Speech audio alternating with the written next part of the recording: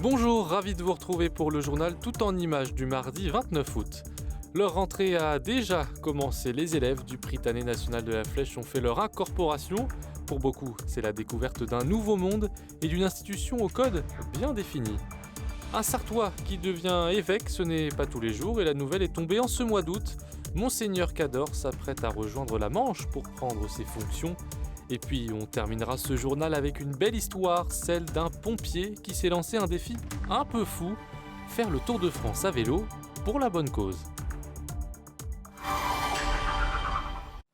Un homme est mort dans les flammes ce lundi soir au Mans. L'incendie a laissé des traces et attire l'œil des passants.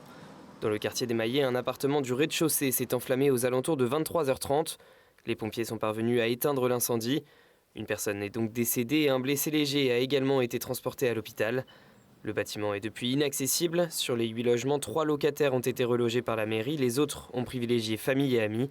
Une enquête de police est en cours pour déterminer la cause du départ de feu. Le Mans Métropole Habitat, bailleur social de l'immeuble, s'entretient avec les locataires et une cellule psychologique a été mise en place.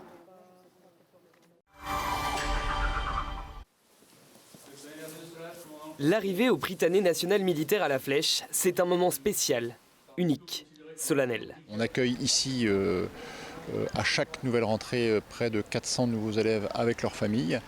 On les fait rentrer dans une institution qui a 400 ans d'existence, qui a accueilli jusqu'à 80 000 élèves sur nos 2 quartiers. Et on les fait un peu rentrer dans l'histoire. Une histoire qui commence en première et en terminale pour cette quarantaine de nouveaux élèves venus de toute la France. Ils intègrent un lycée militaire ayant obtenu 100% de réussite au bac en 2023. Après 1 ou 2 années dans un autre établissement, leur quotidien va changer. Nos élèves sont en uniforme, ils sont présents aux couleurs le matin, ils se déplacent en ordre serré, ils chantent et donc il y a un aspect cohésion très fort. Et donc tout ça donne beaucoup de solennité à l'institution. Et d'ailleurs, les élèves sont très attachés à cela. Des élèves qui savent très bien pourquoi ils ont voulu venir ici. C'est pas un parcours qui est commun parce que c'est militaire, mais c'est pour ça que je veux y aller, donc ça me fait vraiment plaisir parce que c'est toujours ce que j'ai voulu faire. En fait, j'ai fait mon séjour national universel et c'était un peu militaire. C'est pas aussi dur qu'un service militaire, mais c'est entre les deux et ça m'a vraiment motivée. Je me suis dit que je voulais porter l'uniforme, que je voulais avoir les valeurs françaises et que je voulais aller dans un environnement comme celui-ci. Pour les parents aussi, c'est un jour particulier. Ils sont invités à accompagner leurs enfants et à découvrir ces lieux où près de 800 élèves étudient entre le lycée et les classes préparatoires. C'est très important parce que c'est le début d'une période très importante pour ma fille dans une école qui représente toutes les valeurs de la République.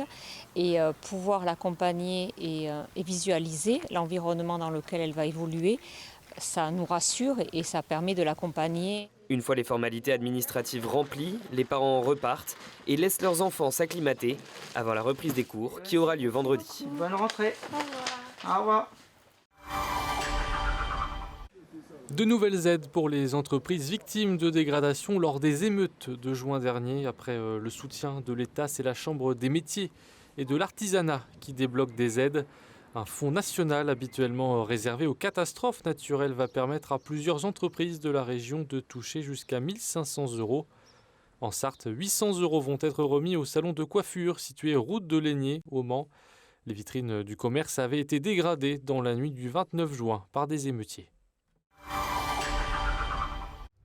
C'est un prêtre devenu évêque. Monseigneur Cador, ancien vicaire général du Mans, quittera bientôt la Sarthe pour rejoindre la Manche, où il vient d'être nommé évêque du diocèse de Coutances et Avranches.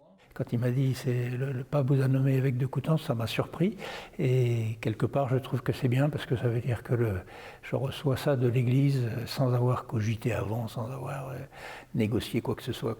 C'est comme ça. Une nouvelle mission pour ce natif de Solesmes qui a passé une grande partie de sa vie au Cameroun comme prêtre avant de revenir dans ses terres natales en 2016. Il avait notamment assuré l'intérim du diocèse du départ de Monseigneur Losso en août 2022 à l'arrivée de Monseigneur Jean-Pierre Villemain en mai 2023. Je suis très attaché à la Sarthe. J'ai vécu 25 ans au Cameroun, donc loin de la Sarthe. J'ai vécu 5 ans à Rome pour ma formation aussi. Je pense que je resterai toujours attaché à la Sarthe. Mais en même temps, je sais bien que si on est ordonné, c'est au service de l'Église universelle. Donc l'appréhension d'avoir à refaire tout un réseau de relations, et ça peut-être, mais le cœur lourd, non, parce que je sais que les amitiés établies vont durer et perdurer avec le temps. Une messe de revoir ouverte à tous sera célébrée le dimanche 3 septembre à 15h à la basilique Notre-Dame du Chêne à Vion. La messe d'ordination aura quant à elle lieu le dimanche 15 octobre à la cathédrale Notre-Dame de Coutances dans la Manche. Ceci n'a rien d'une simple balade à vélo. Jérémy Diguet, pompier volontaire du Mans, parcourt la France au plus proche des frontières. Avec un objectif, récolter des fonds au profit de l'association des pupilles des sapeurs-pompiers. Une association qui assure soutien moral et financier aux enfants dont le parent sapeur-pompier est décédé. Jérémy a quitté Le Mans le 19 août. Il effectue en moyenne plus de 200 km par jour et reçoit le soutien de pompiers ou même de personnes sur les routes. Ravitaillement, il y a tout ce qu'il faut. Ah, merci beaucoup. Le pompier volontaire était à Nice ce lundi soir et ce mardi midi, il a rencontré Julien Absalon, légende du VTT français. 2 fois champion olympique, 5 fois champion du monde. C'est ça. Ouais. C'est un honneur pour moi, pour tous les amateurs de cyclisme. Bien sûr, vous allez reconnaître aisément. Donc voilà. Et un peu d'argent pour Jérémy, il y en a besoin. Pour la cagnotte surtout, c'est pas pour moi. Pour la cagnotte. Si vous souhaitez soutenir le pompier sartois et l'association des pupilles, rendez-vous sur le site inscrit en bas de l'écran. Le retour de Jérémy Diguet au Mans est prévu le samedi 9 septembre. C'est la fin de cette édition, merci à toutes et à tous de l'avoir suivi. Votre prochain rendez-vous avec l'info ce mercredi soir à 18h30.